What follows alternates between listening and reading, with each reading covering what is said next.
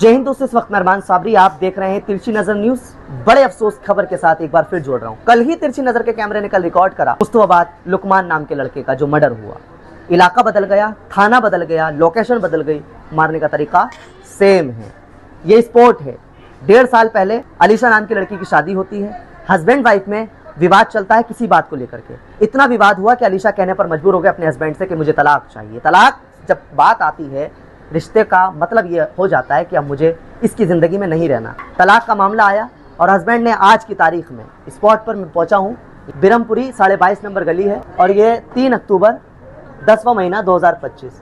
तारीख बदल गई है, महीना वही है, साल वही है। स्पॉट फर्स्ट, ये स्पॉट फर्स्ट है, सेकंड स्पॉट अलग है।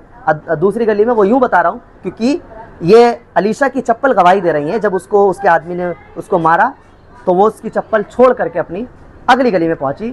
दूसरा स्पॉट क्राइम इन्वेस्टिगेशन ने ऐड किया है अपनी लाइन के साथ। सवाल ये है कि एक रिश्ता नहीं, पूरे देश के रिश्तों पर एक बहुत बड़ा सवाल खड़ा होता है। कई महिलाओं के दिलों में डर पैदा होता है और ऐसी महिलाओं को सोचना चाहिए, विवाद जितना बड़ा हो जाए, कानून हमारा भी जिंदा है, हमारे देश का कानून सलामत है, तो सोचना चाहिए उनके परिवार को, चाहे वो लड़की का परिवार हो या फिर लड़कों का परिवार, कि कॉम्प्रोमाइज़ होना चाहिए, नहीं तो बैठकर बात होनी चाहिए। नहीं हुआ कुछ भी, ये हालात बता रहे हैं आपको।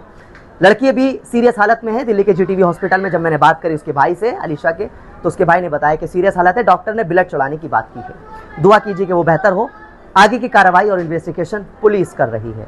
जिला के डीसीपी से रिक्वेस्ट और अपील करूंगा कि ऐसे माँ के घूमते हैं उनके साथ कार्रवाई सख्त से सख्त होनी चाहिए, चाहे वो भाई हो या बहन या फिर हस्बैंड हो या वाइफ। आगे की जो बातचीत है परिवार से करके बताता हूँ, जुड़े रहिए हमारे साथ। ये अलीशा की मदर हैं, जो अलीशा के साथ हुआ है, उसके हस्बैंड ने जो चाकूबाजी की है, क्या पूरा मामला ज़रा बताइए हमें।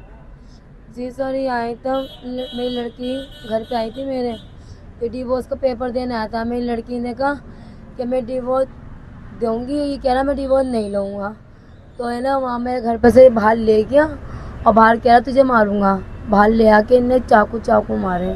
अच्छा, ये मामला कब से चल रहा है मियाँ बीवी में, जरा ये और बताइए। ये साल भर हो गया था शादी को। इनने 5-6 महीने रखा, फिर इनने छोड़ दिया, माँ पप्पो की छोड़ दिया था। फिर लिया, फिर 3-4 महीने रखा, फिर इन्हें चाकू मार दिया था उसकी गर्दन पे, तब भी मिलाप हो गया था इनका। फिर इन्हें क्या नाम है, माँ से आने के बाद इन्हें फ़ोन करके बुलाया, कह रहा तुझसे कुछ बात करनी आई। इसका बच्चा था पेट में, वो भी गिरवा दिया, अबॉर्शन करवा दिया था। किसने? आपके दामाद ने? हाँ, फैसल ने।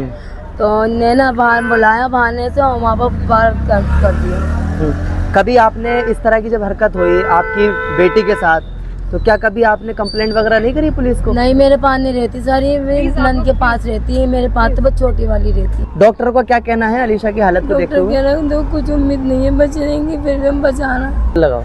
हाँ, हमें चाहिए भाई इंसाफ। जैसे देखो, हमने तो आज तक अपनी बच्ची को एक हाथ तक का ऐसे करके नहीं मारा है। मेरी बच्ची तो खाली निकली है, उसका कॉल है मेरे सिवा, या ये माँ है या मैं हूँ। अलीशा ने कभी आपको अपनी कुछ पर्सनल बात बताई हो, जो हालात उनके रहते थे मियाँ बीवी के? ऐसा था, जिस टाइम पे उनने इससे शादी करी तो मैं इसके खिलाफ था। बुजुर्ग, ऐसी क्या वजह आप पड़ी थी जो आप अपनी बेटी की शादी में नहीं शामिल होना चाहते? मैंने कहा कि देख बेटा, देख तुम मेरी मन पसंद करेगी तो इंशाल्लाह फायदे में रहेगी। बेटा देख, तूने क्या दुनिया देखी है, कल तेरा क्या होगा। यानी अपनी मर्जी से आपकी बेटी ने शादी? हाँ, उन्होंने अपनी मर्जी करी, खुदा की कसम मैं नहीं बेटा। पुलिस से क्या चाहते हैं आप? पुलिस तो ये है कि वो खुद म खुद वहाँ पेश हो गया। अब पुलिस वाले कह रहे हैं कि हमने पकड़ा है इसे। उनने अपने हाथ पे छुरी मार ली और इसका क्या नाम है, हाथ के अंदर पट्टी बंधवाने के बाद जो है पेश हो गया। वो दूसरा बंदा जो है वो भागा हुआ है। एक बार इनकी माँ के पास जाइए। मुझे ये बताइए, आपने अपनी बेटी को देखा था उस वक्त में, जैसे चाकू वगैरह लगे? फोन आया था, मेरी बेटी कह रही है अम्मी मैं मर गई, जल्दी आ जाओ। किस तरह से, कहाँ चाकू अगर बता सके?